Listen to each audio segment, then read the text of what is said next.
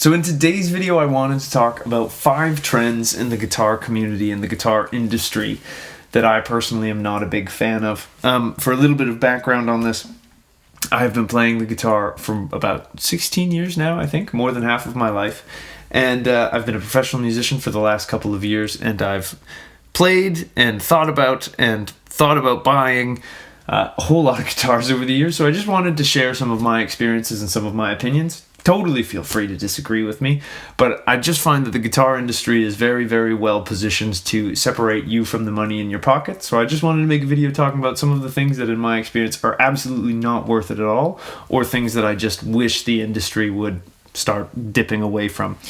And the first on this list is locking tuners. And I have to be honest here, I am a little bit of a hypocrite. I have 3 guitars with me here in my house, and 2 of them have locking tuners, but let me tell you why I think locking tuners are overrated and silly. I think for years, locking tuners have benefited from really questionable marketing in that they're supposed to be more tuning stable and all of this stuff. But in my experience, every tuning problem that I've ever had with any of my guitars stems from the string binding either at the bridge down here or at the nut up here. I've never had an issue. I changed tuners to locking tuners. Not because I wanted to get locking tuners on the 2 guitars, just because they were the cheapest no-name brand ones on Amazon that looked good. And that's kind of exactly the thing, is I have locking tuners completely by accident. They don't help you with tuning stability at all, in my opinion. You could argue that they make changing strings a little bit faster because you just have to slide it through. And I mean, I can't really complain about that, but I also would never complain about my favorite guitar, which does not have locking tuners on it, when I have to take the extra 30 seconds cumulatively across all 6 strings to wind it. I don't really feel like I'm losing anything. And for this reason, I think that locking tuners are super, super overrated, and it always makes me sad when I see people dropping tons and tons of money on them. Because if you go name brand like Grover or any of those, first of all, these locking tuners that are on this Strat of mine, I think they were like $27 from Amazon.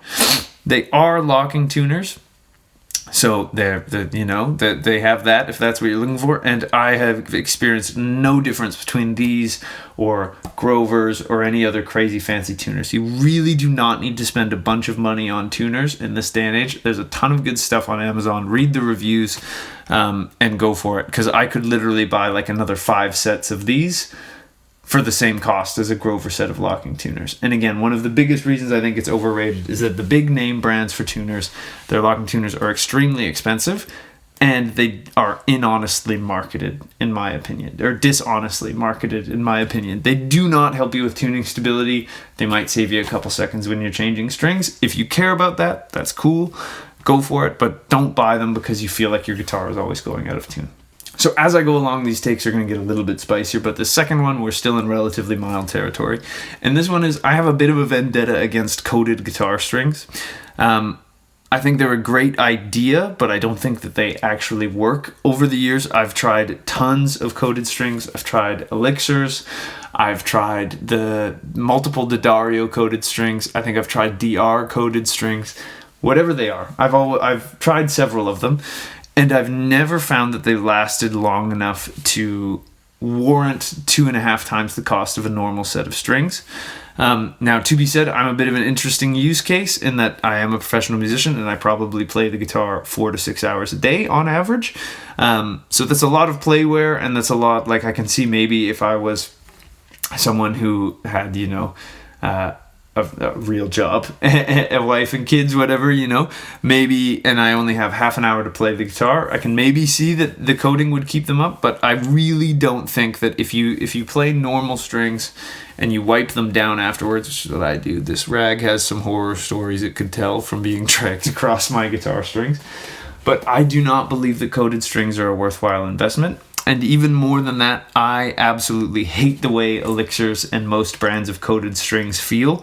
I think they feel like someone ate a bag of potato chips and then did this to my guitar, and it gives me a sensory nightmare. So coated strings are on my hit list for overrated things that I don't like. I've actually broken down and tested how many days they've lasted, and they are still more expensive per day for me to use than normal strings that I have to change out a little bit more. But I think if you just buy a little microfiber cloth, you can use this. I've been using this for probably the last 4 or 5 years. And every time I finish playing, I give my strings a wipe down. They don't get grimy and they last a little bit longer. So coated strings, I think, are overrated for sure. Now, my third kind of take for things that are overrated in the guitar community is the over-glorification of vintage specs. Now, don't get me wrong, I do like vintage guitars. My favorite neck profile is probably closest to like a Gibson 50s profile. But I just mean that it seems like Fender and Gibson have not done anything genuinely new and exciting since about like 1965, each of them respectively. Pretty much everything has been relatively backwards looking. I think Fender is better in this case than Gibson is. And of course, there are more guitar brands out there, but even PRS, I don't think are very innovative anymore. There's only like 4 or 5 brands that I can genuinely think of who are pushing things forward and doing that. Whereas I think everything else is just kind of a rehash of the past, and the finishes are all the same. Like if you go to the expensive Fender range, you know, you're going to have 6 screw bridges, and you're gonna have, you know, your Olympic white, you're gonna have a 2-tone sunburst one, and then you're maybe gonna have like Fiesta red or something fun. But I think the industry as a whole is kind of stuck very much in the past, more so than many other things would be. I like to always kind of think of it like if you thought about cars, the design of modern cars is significantly different than the cars that were being driven in the 60s. And I think it's a bit of a shame that the guitar community is so lustful over vintage gear rather than making the best stuff that we could have now, especially because we have such amazing technology and all of this. We could really be pushing the envelope forward, but I think across the board, guitar companies tend to be relatively conservative and glorify the vintage aspect of things. So now here, my last 2 takes are where we might run into a little bit of trouble or disagreements. And the fourth point that I want to bring up, thing that's overrated in the guitar community, is USA made guitars.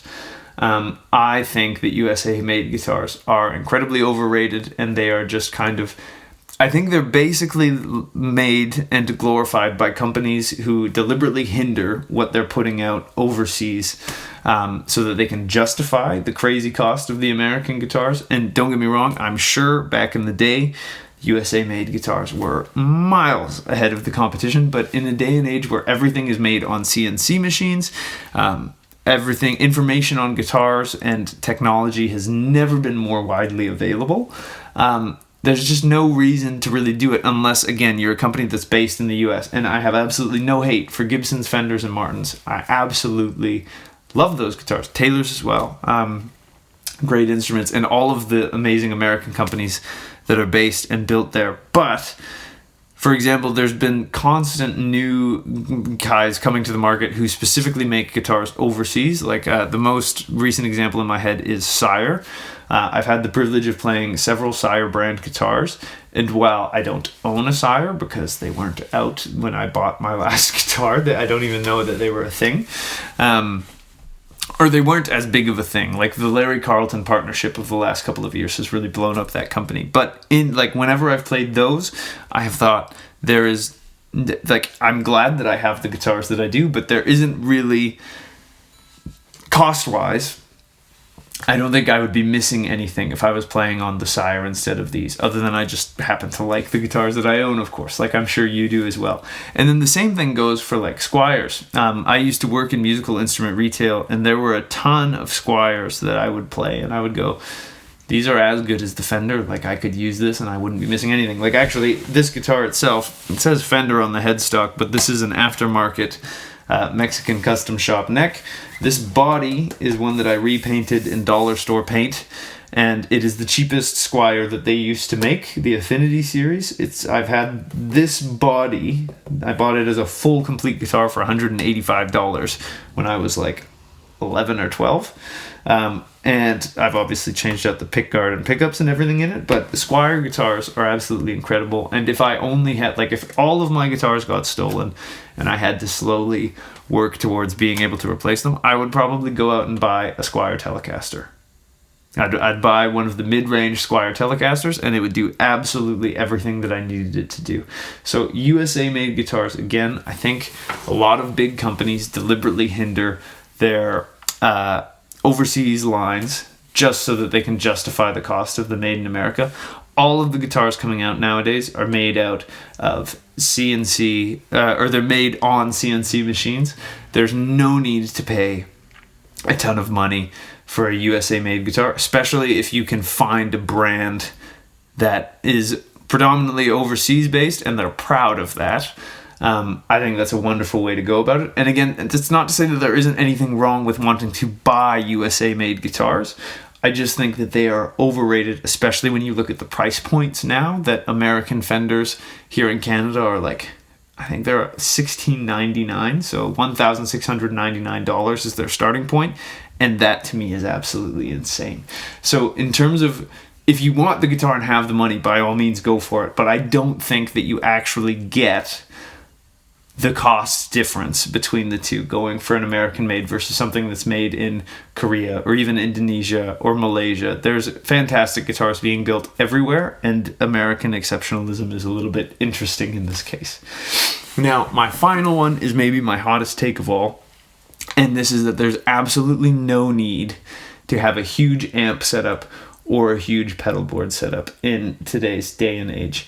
I know that people like having big pedal boards and like having big amp setups, so that's the only kind of real reason that you would do it, but I just still cannot fathom, like, I don't even own an amp anymore. I just have a little 8-inch wedge PA that I use with my Line 6 HX Stomp, and I just really think that, and again, I'm not saying that modeling can do everything that pedals can do. I 100% understand if your rig has 2 or 3 pedals that you can't replicate, but I just think replicate the other ones with the modelers, man. You have all of the options at your disposal. You can do all of the same routing, and it blows my mind that there are still people who want to lug around crazy heavy tube amps, crazy heavy pedal boards with, you know, multiple thousands of dollars of pedals on them, when if they sold some of those pedals, they could have a way lighter, way more convenient setup that also comes with a bunch of stuff that they might want to add to their board later. Like, that's my favorite thing about the HX Stomp, is that I have never really found something that I couldn't make it do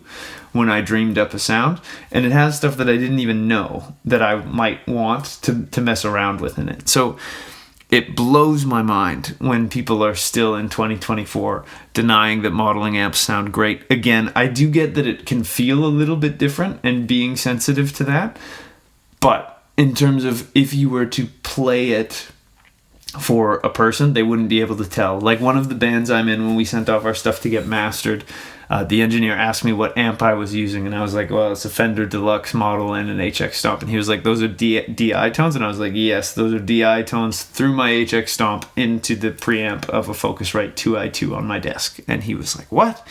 So it's just maybe it's not just as good. It's up to 95% as good, depending on how niche the effect is. But there's just no reason to be carrying around all of that stuff anymore. I do get that playing through an amp feels different than playing through a modeler. I do get if it makes you feel better having it there. But especially once you start getting bigger than like hauling around a Fender Deluxe Reverb, it blows my mind that there are still people who are willing to lug around all of that stuff and inconvenience themselves for no real benefit. Because if you have an amp that's bigger than a 1x12, I have pretty much never on a gig, even back when I had a Fender Deluxe, I have pretty much never been able to turn the volume knob beyond 4.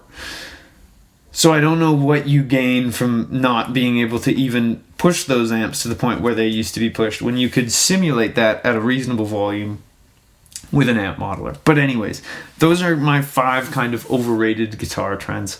Let me know if you agree with me or disagree with me. I'm sure there will be several of you who disagree with me. I'd love to hear from you in the comments and see what you think about all this. If you enjoyed the video, I'd really appreciate it if you could like and subscribe. It really helps me out more than you could know. If you want to take a guitar lesson with me, there's a link to get in touch with me down in the description. I'd love to work with you on whatever's troubling you on the guitar. If you want to support me in the free educational content that I put out here, you could subscribe to my Patreon, also linked in the description below. All of my patrons get early access to videos as well as cool behind the scenes sneak peeks at stuff that I'm working on, so I'd love to see you over there. Another great way to support me in the channel is to purchase either my ebook, Scales and Arpeggios for the Modern Guitarist, or to purchase my video course, which is all about triads on the guitar. There are some awesome bits of educational content that are a little bit more in depth than what I can offer in a 10 to 15 minute YouTube video. So if you feel like supporting me and checking those out, that would be much appreciated. And last but not least, I've got new videos coming out every single week, so I hope I'll see you in the next one. And until I do, I'll wish you a wonderful day, and I hope you have some fun playing the guitar. Thanks.